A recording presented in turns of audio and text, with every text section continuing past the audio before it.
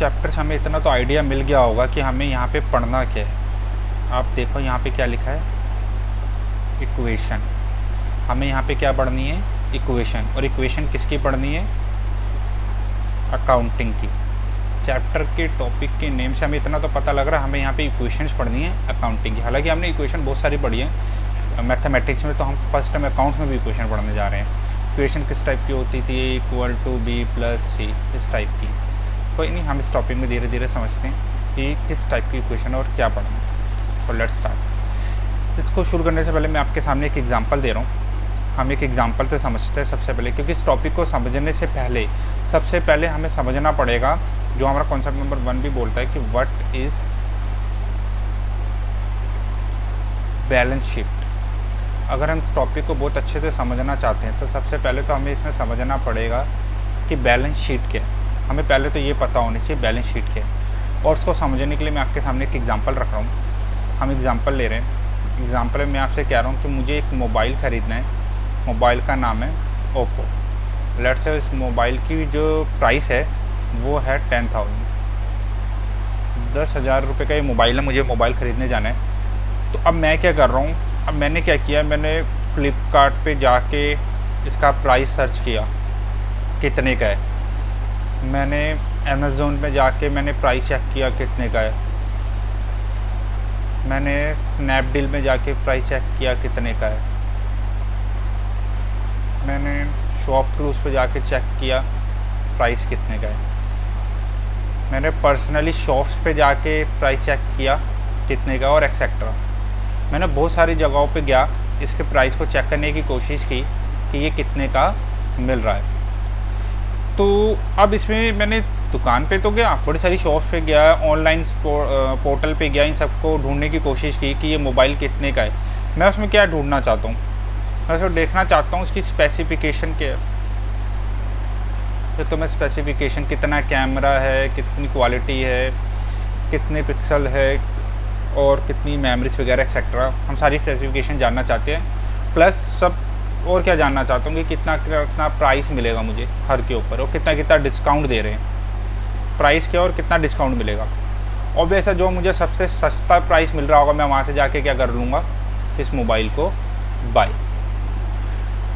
अच्छा जी, बाय तो करना। अब मेरा क्वेश्चन ये है कि हमने जो इतनी सारी चीज़ें यहाँ पे देखी, तो इसमें मैं ढूंढना क्या चाहता था। अगर मैं बात करूँ, मैं इन साइटों के ऊपर क्यों गया था, मैं इस साइटों पे क्या ढूंढ रहा था, इन साइट्स के ऊपर जो मैं गया, इतनी सारी शॉपक्लूज, फ्लिपकार्ट, अमेज़न, इस पर मैं क्या ढूंढना चाहता था। मैं यहाँ से ये स्पेसिफिकेशन, प्राइस, डिस्काउंट, ये ढूंढना चाहता था। और ये सारी क्या कहलाती है, इंफॉर्मेशन। ये मैं क्या कलेक्ट कर रहा था, इनकी इंफॉर्मेशन। ऑब्वियस है, इतनी तो अंडरस्टैंडिंग हमें हो गई कि हम ओप्पो मोबाइल खरीदे, जिसके लिए हमने सारी कॉन्फ़िगरेशन वगैरह सब साइट पे जाके चेक की, जिसमें हम इंफॉर्मेशन गैदर कर रहे थे किससे रिलेटेड, प्राइस से रिलेटेड, स्पेसिफिकेशन से रिलेटेड, डिस्काउंट से रिलेटेड, सब चीज़ों से हम ढूंढने की कोशिश कर रहे थे कि हमें क्या बेस्ट मिलेगा। तो हमने डिसाइड कर लिया और बाय कर लिया जाके मोबाइल। ये तो मैंने सामने एक एग्जांपल रखा। अब इसका बैलेंस शीट से क्या रिलेटेड है या क्या रिलेशन है, हम देखते हैं। अब मैं आपको बताता हूँ इसका बैलेंस शीट से क्या रिलेशन है। देखो, अब मेरा एग्जांपल ध्यान से समझना, मैं आपसे क्या कह रहा हूँ। एक इन्वेस्टर है। इन्वेस्टर क्या होता है, जो पैसा लगाना चाहता है। लेट्स से एक इन्वेस्टर है जिसका नाम है जी ए। इसके पास 1 लाख रुपीज़ पड़े। ये 1 लाख रुपीज़ इन्वेस्ट करना चाहता है किसी कंपनी के अंदर। ये इन्वेस्टर जो पैसा इन्वेस्ट करता है किसी कंपनी के अंदर या किसी भी चीज़ में अपना पैसा लगाता है, उसको क्या बोलते हैं, इन्वेस्टर। ये इन्वेस्टर ये किसी कंपनी में अपना पैसा लगाना चाहता है 1 लाख रुपीज़। इसके लिए इसने क्या किया, बड़ी सारी कंपनियां देखी।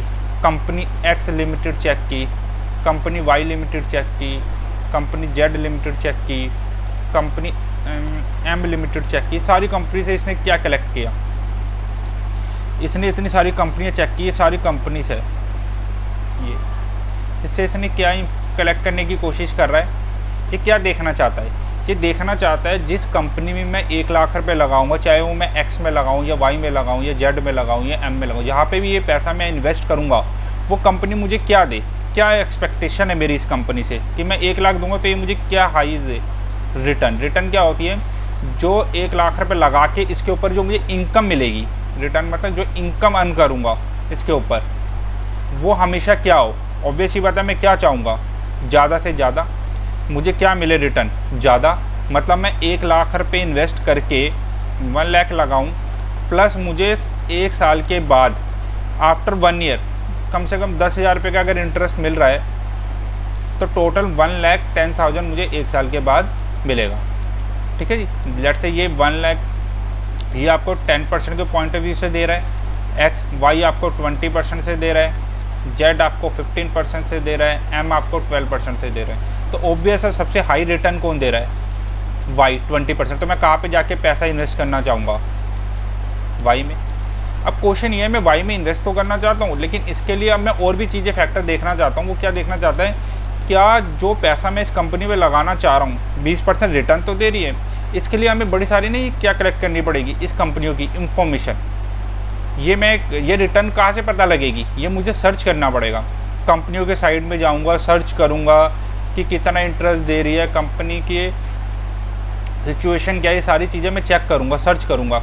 ठीक है जी, तो ये मैं क्या गैदरिंग करूँगा, क्या गैदर करने की कोशिश कर रहा हूँ, इंफॉर्मेशन।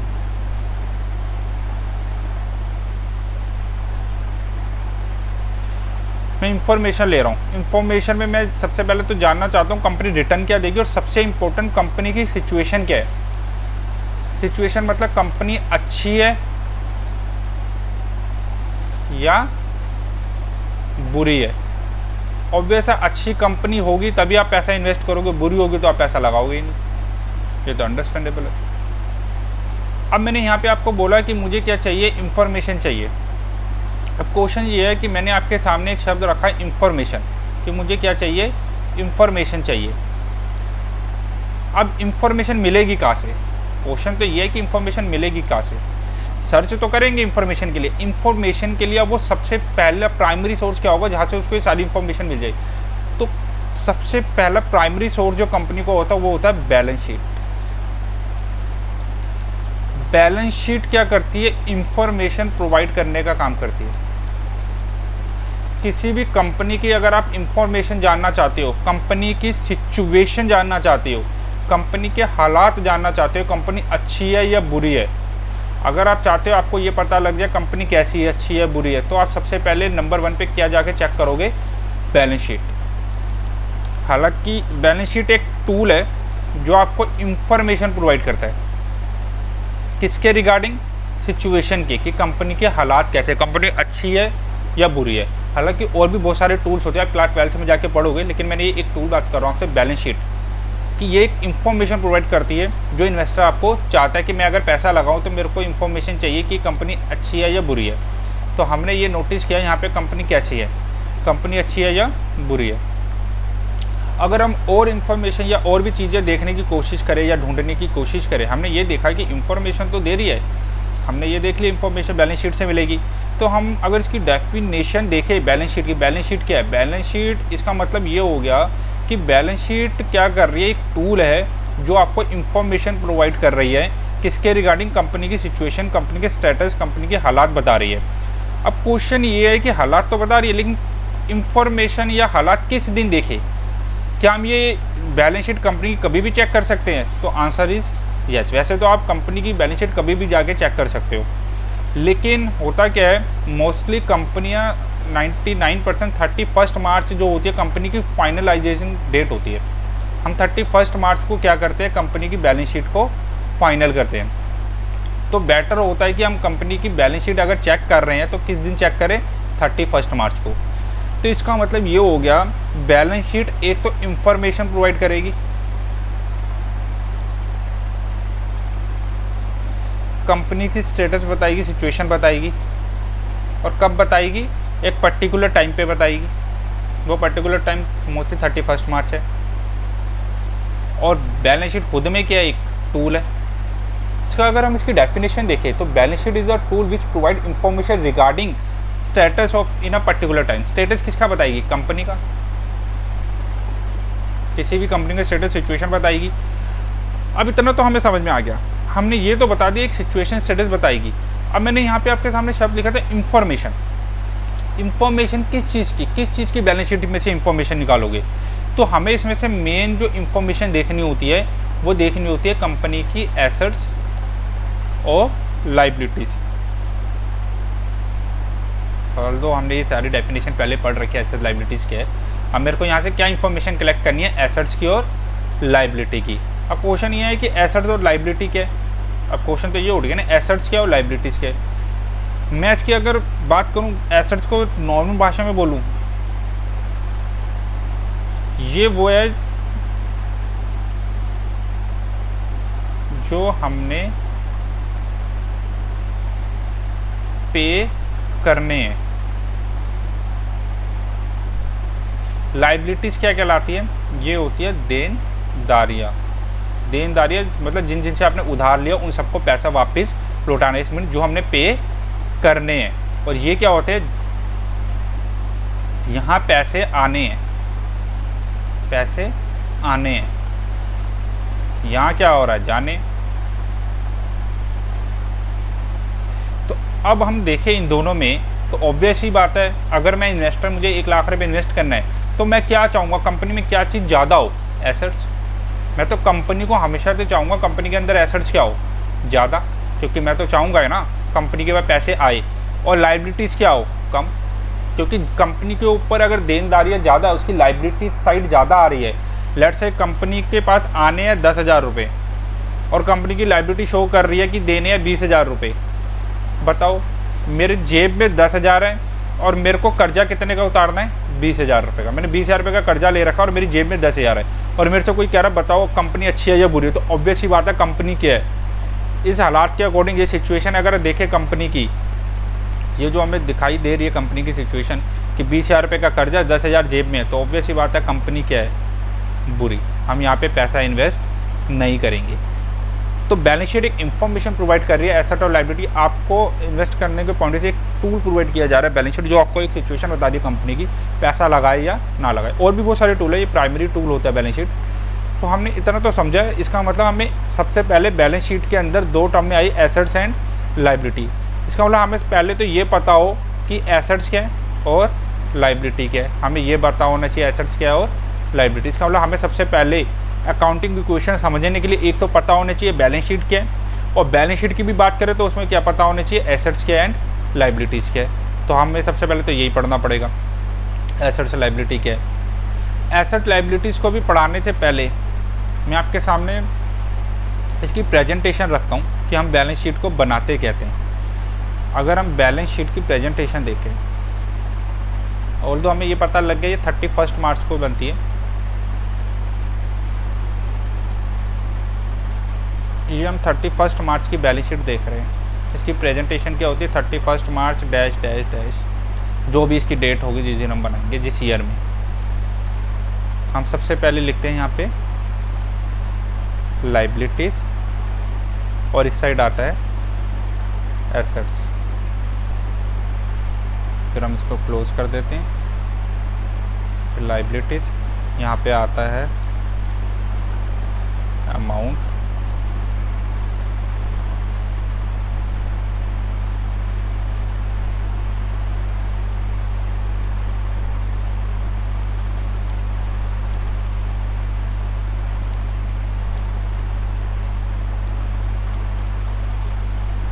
Assets, amount. यह हमारी बैलेंस शीट का प्रेजेंटेशन होती है। इस तरीके से हमें बैलेंस शीट की प्रेजेंटेशन देनी होती है। एसेट साइड कहलाती है डेबिट साइड, लायबिलिटी साइड कहलाती है क्रेडिट साइड। यह हमारी क्रेडिट साइड होती है और यह हमारी डेबिट साइड होती है। अगर इसके अंदर प्रेजेंटेशन की बात करें तो सबसे पहले इसके अंदर आती है कैपिटल, फिर आती है इसके अंदर करंट लायबिलिटीज़,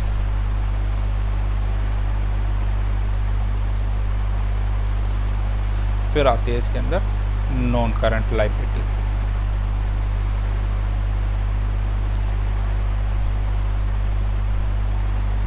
एसेट्स की बात करें तो यहाँ पे सबसे पहले आते हैं जी फिक्स्ड एसेट्स, इसके बाद इन्वेस्टमेंट्स आती है, मैं इन्वेस्टमेंट्स को अभी इग्नोर कर रहा हूँ। फिर आती है करंट एसेट्स, फिर आते हैं नॉन करंट एसेट्स।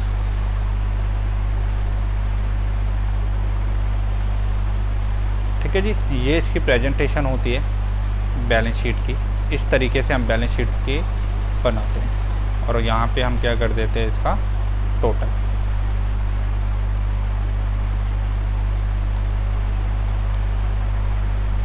यहाँ पे हम इसका टोटल लगा देते हैं, जो भी आंसर आएगा वो हम यहाँ पे मैच कर देंगे। ठीक है जी। अब लेट से मेरी कैपिटल है 10,000 रुपये, यहाँ पे है 20,000 रुपये, ये है 30,000 रुपये। लेट से फिक्स एसेट्स हमारे 30,000, ये 20,000, ये 10,000 नॉन करंट एसेट। टोटल करें तो 60 एंड 60। तो हमने एक चीज़ ये नोटिस की कि बैलेंस शीट के अंदर ये तो प्रेजेंटेशन हुई कि सबसे पहले क्या आएगा, कैपिटल। अभी हम इसको डिटेल में डिस्कस करेंगे। सबसे पहले हमने दिखाया कैपिटल, फिर करंट लायबिलिटी एंड फिर नॉन करंट लायबिलिटी। यहाँ पे fix assets, current asset, non current. Although आपने सारी डेफिनेशनें पहले पढ़ रखी है कि कैपिटल क्या होती है, करंट लायबिलिटी क्या होती है, नॉन करंट लायबिलिटी क्या है, फिक्स एसेट्स क्या है, करंट एसेट्स क्या है, नॉन करंट एसेट्स क्या है। इस चैप्टर को अच्छे से समझने के लिए बहुत इंपॉर्टेंट है, आपको ये सारी डेफिनेशनें आनी चाहिए। मैं ऑल्दो नीचे आपको अभी एक्सप्लेन करूँगा इन सारी डेफिनेशंस को एक एक करके। हमने एक चीज़ नोटिस की, हमारा लायबिलिटी का जो अमाउंट है 60,000 वो एसेट्स के बराबर आ रहा है 60,000। इसका मतलब ये क्या है, ये दोनों हमेशा टैली करने चाहिए, ये दोनों टैली करने चाहिए, ये दोनों मैच करने चाहिए। अगर ये दोनों मैच नहीं कर रहे तो इसका मतलब आपकी बैलेंस शीट में कुछ गड़बड़ है, कई दिक्कत है। इन दोनों का मैच करना क्या है, मस्त है, ज़रूरी है अगर आपकी बैलेंस शीट ठीक है। ऑल्दो हमारा जो मैचिंग कॉन्सेप्ट था वो भी तो यही कहता था, हमने मैचिंग कॉन्सेप्ट जो पीछे पढ़ा है वो क्या कहता है, इट्स मीन्स कि डेबिट किसके इक्वल आना चाहिए, क्रेडिट के। अगर डेबिट क्रेडिट इक्वल है तो आपका ठीक है जी। मैचिंग कॉन्सेप्ट ये बोलता था, ये देखो आपने यहाँ पे क्या लिखा है, डेबिट, ये आपने क्या बोला है, डेबिट, और यहाँ पे क्या बोला है, क्रेडिट। ये दोनों इक्वल आनी चाहिए, अगर दोनों इक्वल नहीं आ रहे तो कुछ गड़बड़ है। इसका मतलब इन दोनों का बराबर आना ज़रूरी है। अब मैंने आपके सामने कुछ टर्म्स लिखी है, कैपिटल, फिर current liability and non current liability. पहले हम पढ़ते हैं ये, फिर दूसरे में ये, तीसरे में ये। सबसे हम डिस्कस करते हैं कैपिटल क्या है। हमने कैपिटल देखी, कैपिटल क्या, हमने कैपिटल को समझना है, हम समझते हैं कैपिटल क्या है। चलो जी, सबसे पहले हम कैपिटल को समझने की कोशिश करते हैं। What is capital? कैपिटल को समझने से पहले इम्पोर्टेंट हमें पता होना चाहिए business entity concept. I hope आपने ये सारा कॉन्सेप्ट पढ़ रखा है, पीछे नहीं पढ़ा तो मैं आपको लिंक दे दूंगा, वहाँ जाके आप इसको पढ़ सकते हैं। बिजनेस एंटिटी कॉन्सेप्ट, सबसे पहले तो हमें ये पता होना चाहिए बिजनेस एंटिटी कॉन्सेप्ट क्या है। ये कॉन्सेप्ट क्या कहता था, ये कॉन्सेप्ट कहता था, लेट से एक पर्सन है मिस्टर ए, इसने एक कंपनी खोली या बिजनेस खोला, एक्स, या प्रोप्राइटर है, या यहाँ पे मैं कंपनी को पॉइंट ऑफ व्यू से बोल रहा हूँ, एक एक्स लिमिटेड कंपनी खोली। तो जितना भी पैसा ए अपनी एक्स लिमिटेड में लगाएगा, जितना, ऑब्वियस बात है, अगर मैंने कोई बिजनेस खोला तो पहले तो हमें अपनी जेब से पैसा लगाना पड़ेगा ना। अगर मैं आज कोई दुकान खोलना चाहता हूँ तो पहले तो दुकान का रेंट वेंट पे करना पड़ेगा ना, उसमें सामान रखोगे तो सामान बिकेगा ना। लेट से अगर मैंने मोबाइल की दुकान खोली तो मोबाइल रखूँगा तभी तो मोबाइल बिकेगा। अब मोबाइल बेचने के लिए पहले मोबाइल खरीदने पड़ेंगे, तो इसका मतलब सबसे पहले तो हमें खुद पैसा लगाना पड़ेगा ना, तभी तो हम उसमें से प्रॉफिट कमाएंगे। तो जितना पैसा हम खुद की जेब से लगाते हैं,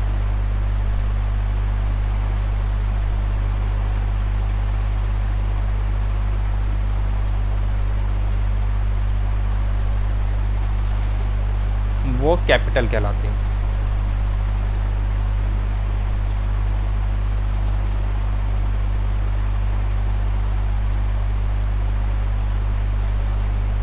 वो कैपिटल मानी जाएगी। जितना पैसा ए लिमिटेड एक्स लिमिटेड को चलाने के लिए, इसको रन में रखने के लिए, रन करवाने के लिए जितना भी पैसा आप लगाओगे उसको क्या किया जाएगा, कैपिटल। और बिजनेस एंटिटी कॉन्सेप्ट ये बता रहा है, वो ये कहता है कि मालिक अलग माना जाएगा। जब मैं ये पैसा 1 लाख रुपये यहाँ पे इन्वेस्ट करेगा, लेट से 1 लाख रुपये, तो ये इसको एज अ लाइबिलिटी ट्रीट करेगा, क्योंकि हम यहाँ पे मान के चलते हैं ए और एक्स दोनों सेपरेट है, दोनों अलग पर्सन है। ये हमारा बिजनेस एंटिटी कॉन्सेप्ट बताते हैं कि हम दोनों को अलग मानेंगे। अगर ये अलग मानेंगे तो इसका मतलब ए ने एक्स को एक तरह से 1 लाख का उधार दिया है, इसको उधार ट्रीट करेगा। अगर उधार दिया है एक्स लिमिट, तो ऑब्वियस है एक्स लिमिटेड की ड्यूटी बनती है। अगर ये उधार है तो ऑब्वियस है एक्स लिमिटेड की ड्यूटी बनती है। एक्स लिमिटेड की क्या ड्यूटी बनती है कि वो ये 1 लाख का उधार पे करे। किसको? ए को। ऑब्वियस ही बात है, और जो हमें ये पे करने नहीं होते, बट बोलता ये है कि इसका मतलब ये हुआ बिजनेस एंटिटी कॉन्सेप्ट ये बोलता है कि मालिक अलग है और हम अलग है। ये हमारा कॉन्सेप्ट कौन सा बोलता है? Business entity. ये हमने पहले भी पढ़ रखा है, ये हमारा कॉन्सेप्ट यहाँ पे ये बोलता है। अगर ये अलग है, मालिक अलग है, ये हमने सबसे पहले पढ़ा है। और जितना पैसा मैं अपने बिजनेस के अंदर इन्वेस्ट करता हूँ उसको क्या बोला जाता है? कैपिटल। जितना भी पैसा मैं अपनी बिजनेस के अंदर लगाऊंगा वो सारा आपका कहलाएगा कैपिटल। अच्छा, ये तो हो गया कि जितना पैसा मैंने लगाया वो हो गया कैपिटल। क्या कभी ऐसा हो सकता है, अब लेट से मैंने बिजनेस जो मोबाइल का खोला, मैंने पैसा लगाया 1 लाख रुपये, बिजनेस चल पड़ा, मैंने गोडाउन में माल वाल भरा, सब चल पड़ा, लेकिन फिर भी मुझे नुकसान हो गया। मैंने क्या किया? मैंने बिजनेस चालू किया, हमने जो 1 लाख रुपये इन्वेस्ट किया था एक्स लिमिटेड के अंदर, इससे मैंने मोबाइल की शॉप ओपन की।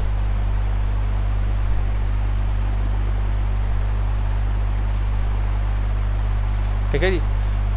अब मुझे क्या हुआ? यहाँ पे हो गया लॉस। मैंने मोबाइल की दुकान खोली लेकिन मोबाइल बिके नहीं, लॉस हो गया। ठीक है जी, 10,000 का क्या हो गया? लॉस। तो इसका मतलब ये हुआ है एक्स लिमिटेड जो थी, ये इसके नीचे एक कैपिटल आ रही थी। कैपिटल क्या शो कर रही थी? ये कैपिटल कि ये ए ने उधार दिए, ए ने उधार दिए। इसका मतलब तो ये था, ए ने हमें उधार दिए। कितने दिए थे? 1 लाख, जिसमें से मुझे लॉस हो गया 10,000 रुपये का। तो ये तो घटाने पड़ेंगे। अगर 10,000 का लॉस हो गया, ये तो हटाने पड़ेंगे। तो अब मेरे पास कितने पैसे रह गए? 90,000। इसका मतलब ये हुआ, इसका क्रक्स ये निकला, इसका मतलब जो भी प्रॉफिट या तो फ़ायदा होगा या कोई नुकसान होगा, वो दोनों की भरपाई किससे करेंगे? कैपिटल में से। क्योंकि जो भी प्रॉफिट और लॉस होता है वो किसका? प्रॉफिट और लॉस किसका? मालिक का। जो भी प्रॉफिट अर्न करेंगे वो किसको जाएगा? मालिक को जाएगा। तो जो भी लॉस होगा वो भी किसको जाएगा? मालिक को जाएगा। अगर मैं बैलेंस शीट की बात करूं तो बैलेंस शीट के अंदर सबसे पहले हमने लायबिलिटी साइड और ये एसेट साइड। लायबिलिटी साइड में सबसे पहले क्या आ रहा था? कैपिटल। ये एक्स लिमिटेड है, ये एक्स लिमिटेड की बैलेंस शीट है। तो उसमें देखो आपकी लायबिलिटी आ रही है। ये लायबिलिटी हमने क्या बोली थी? देनदारी, जो पैसा हमने उधार लिया और चुकाना, वापस देना, पे करना है। तो देखो मैं सबसे पहले पैसे पे करने किसका आ रहा है? कैपिटल। जो पैसा मालिक का होता है उसको हम अलग नाम से दिखाते हैं जिसका नाम होता है कैपिटल। ये कैपिटल शो करता है, लायबिलिटी तो है, ये कैपिटल ये दिखा रहा है कि ये वाला जो पैसा है ये हमने उधार जरूर लिया है, बट ये उधार मालिक से लिया हो, ये मालिकों का लगाया हुआ पैसा है, ये मालिकों का पैसा है, ये रिप्रेजेंट कर रहा है लायबिलिटी। तो इसलिए हम क्या करते हैं, लायबिलिटीज को 2 टुकड़ों में दिखाते हैं। आप बैलेंस शीट में नोटिस करोगे हम लायबिलिटीज को हमेशा 2 टुकड़ों में दिखाते हैं। एक होता है कैपिटल, एक होता है लायबिलिटीज, प्योर लायबिलिटीज। इस लायबिलिटी जो अदर लायबिलिटी होती है इसको भी हम 2 में दिखाते हैं, current liability and non current liability. एक मतलब in short capital, current liability और नॉन करंट, इनको इस तरीके से दिखाया जाता है। हम लायबिलिटी को 2 हिस्से में कर दिए, एक कैपिटल में और एक करंट और नॉन करंट में। यही वजह थी आपने वहाँ पे जाके अगर वो बैलेंस शीट हमने देखी थी तो बैलेंस शीट के आप देखो यहाँ पे सबसे पहले क्या आ रहा था? कैपिटल। ये हमारी कैपिटल आ रही थी और ये हमारी करंट और नॉन करंट आ रही थी। और अगर मैं टोटल की बात करूँ है तो सारी ये लायबिलिटी है, तो ये टोटल लायबिलिटी, बट हमने इसको अलग से दिखाया है, capital plus current plus non current. हम इस तरीके से इसको दिखाते हैं। अच्छा जी, हमें इतना समझ में आ गया बैलेंस शीट के अंदर। इसका मतलब इस बैलेंस शीट के अंदर ये कैपिटल क्या शो कर रही है आपको? ये वाली कि अब यहाँ पे ये जो 10,000 इन्वेस्ट किए थे, ये 10,000 हमें क्या दिखा रहे हैं, ये क्या शो कर रहे हैं कि ये 10,000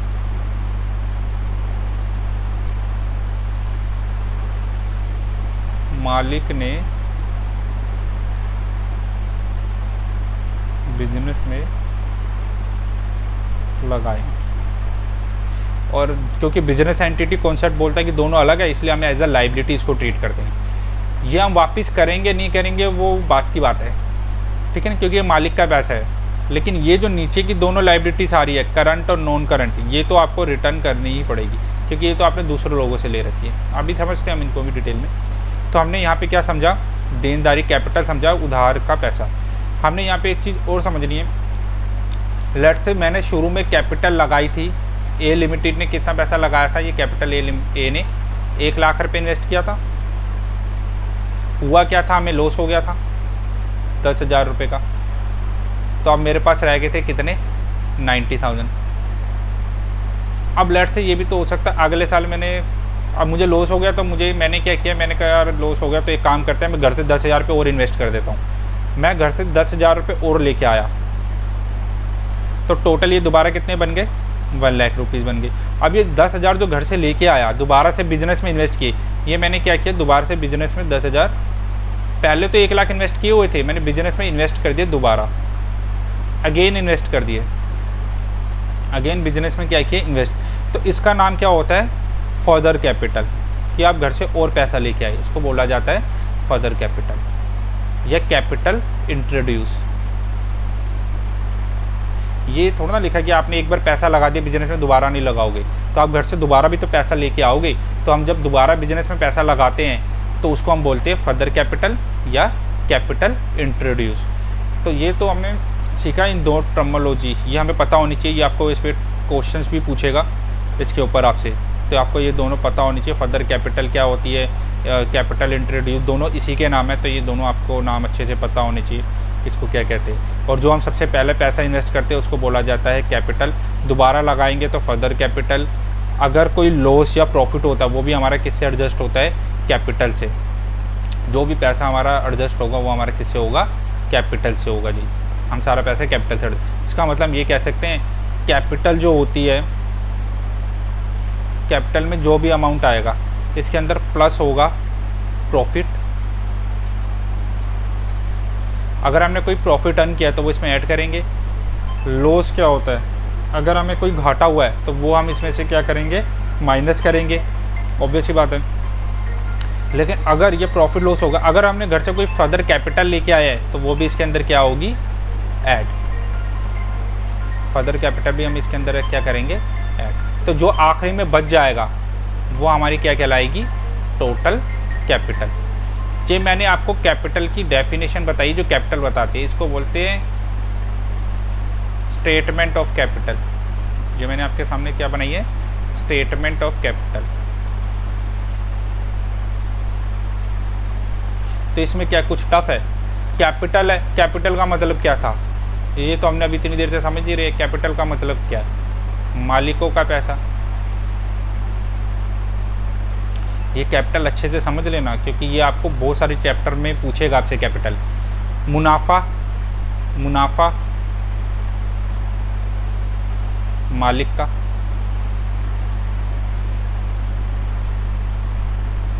अगर कोई घाटा होता है मालिक का। अगर घर से और फर्दर लेके आए हैं वो भी मालिक ही लेके आएगा घर से।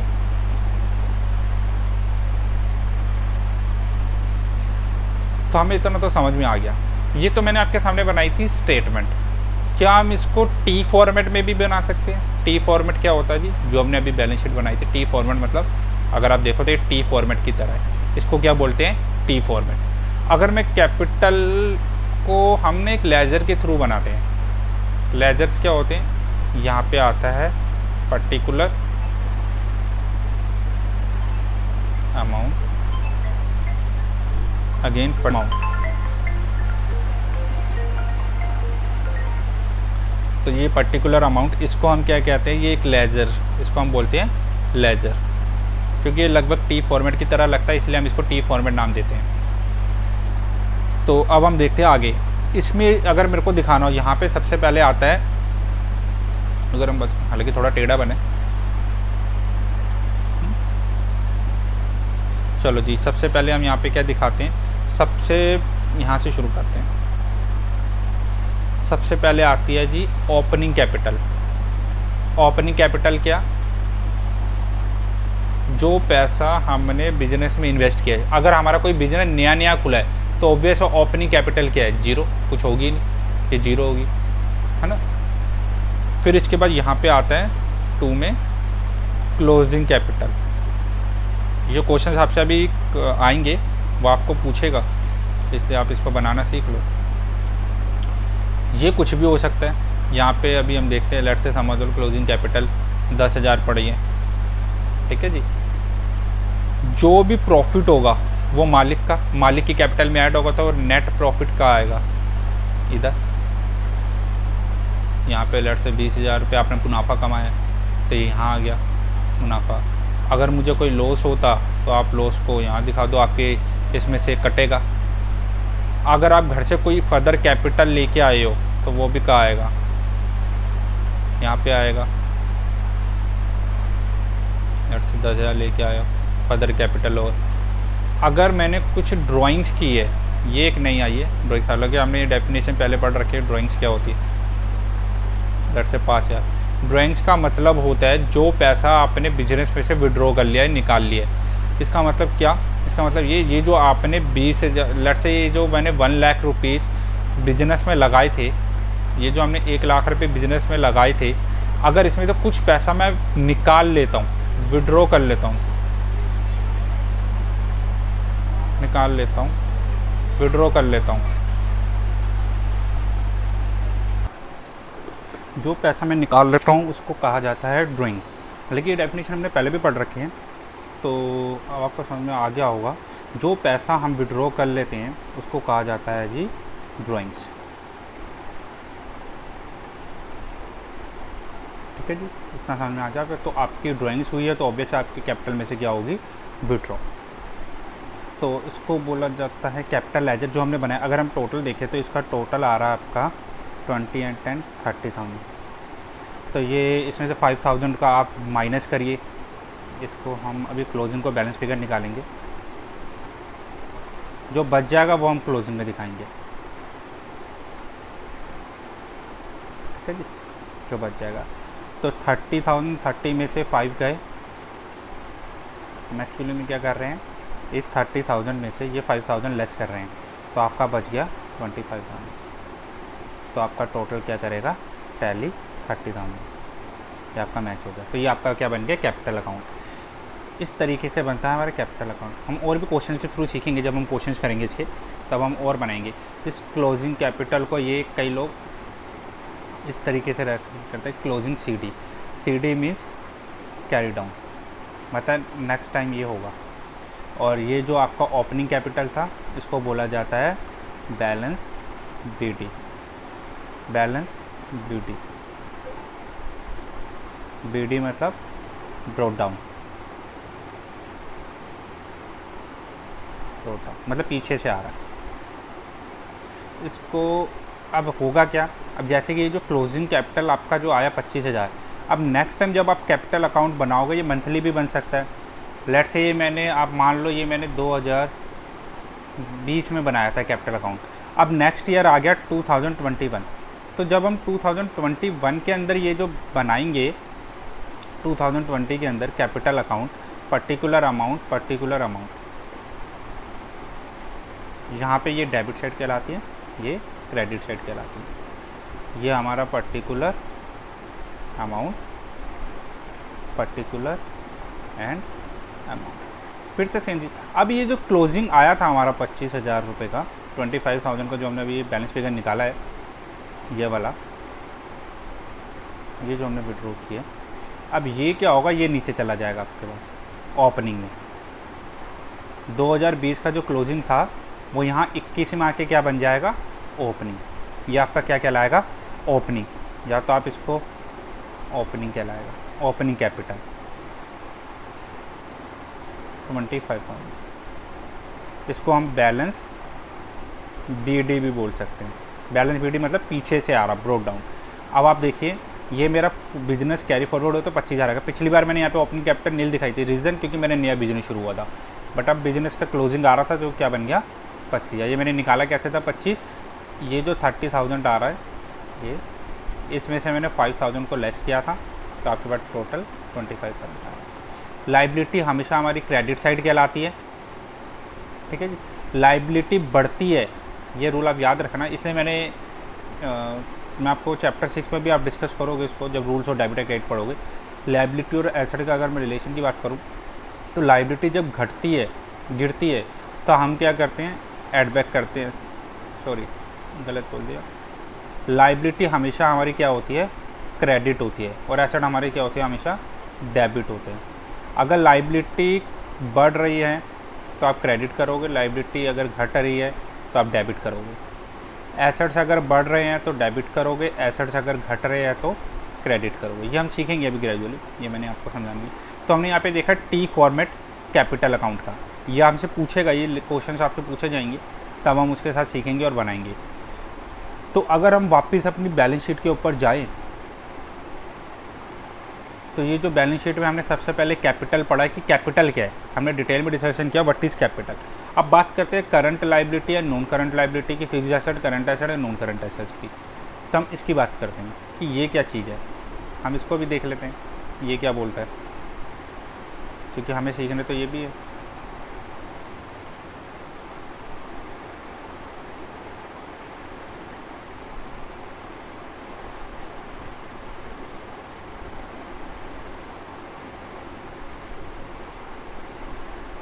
ओके जी, लेट्स स्टार्ट। व्हाट इज़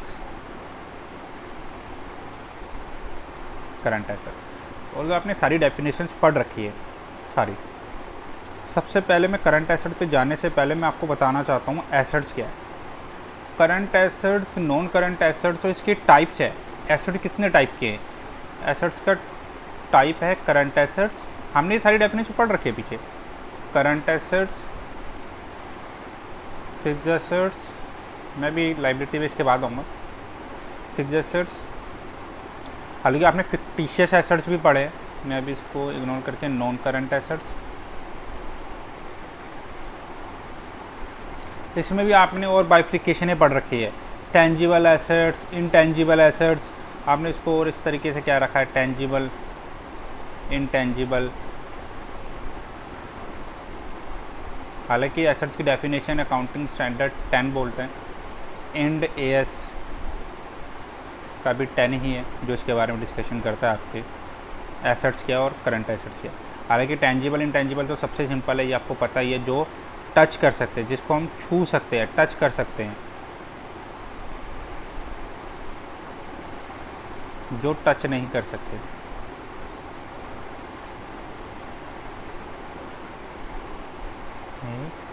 कर सकते, जो टच नहीं कर सकते वो क्या कहलाएगी, इंटेंजिबल। एग्जाम्पल बिल्डिंग, क्या बिल्डिंग को हम छू सकते हैं, बिल्कुल, तो वो क्या कहलाएगी, टेंजिबल एसेट्स। सॉफ्टवेयर्स, क्या सॉफ्टवेयर दिखाई देते, सॉफ्टवेयर दिखते तो नहीं है, तो हम इसको क्या बोलेंगे, इंटेंजिबल। पैटेंट्स, कॉपीराइट्स, ये सब क्या इंटेंजिबल एसेट्स है, ये हम छू नहीं सकते, देख नहीं सकते, इसलिए हम इसको क्या बोलते हैं, इंटेंजिबल एसेट्स। चलो जी, अब इसके आगे फर्दर डिस्कस करते हैं। मैंने ये आपको दिखाया कि एसेट्स, हमने ये चीज़ देखी, एसेट के अंदर फर्दर कैटेगरी है जो है ये आपकी current asset, non current asset, fictitious assets, fixed assets. तो इसका मतलब एक चीज़ तो क्लियर होगा, ये तो इसकी टाइप्स है। तो सबसे पहले तो हमें यही पता होनी चाहिए एसेट्स क्या है, करंट एसेट, नॉन करंट क्या, ये तो बात की बात है, पहले तो यही पता हो ना कि एसेट्स क्या है। पहले तो हमें एसेट्स पता होनी चाहिए कि एसेट्स क्या है, एसेट पता होंगे तभी तो नॉन करंट करंट की बात करेंगे, ठीक है जी। क्योंकि हम डिटेल डिस्कशन कर रहे हैं तो इसलिए मैं आपके सामने एसेट्स की डेफिनेशन डिस्कस कर रहा हूँ। ऑल्दो नहीं तो हम खाली current asset, non current asset पढ़ के भी आगे जा सकते हैं, बट मैं चाहता हूँ आपको सारा कॉन्सेप्ट डिटेल में पता हो, ये हमें आगे भी काम आएंगे, तो बेटर है कि हम यहीं पे अच्छे से डिस्कस कर ले कि ये क्या है, कि एसेट्स क्या है।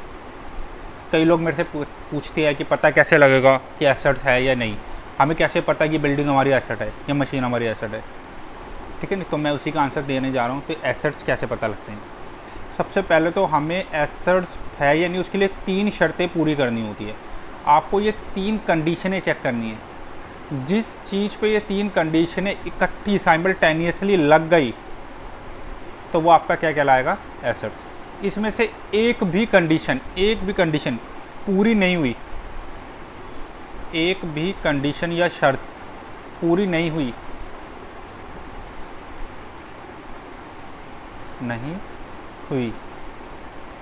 मेरी हिंदी वीक है, हुई तो वो एसेट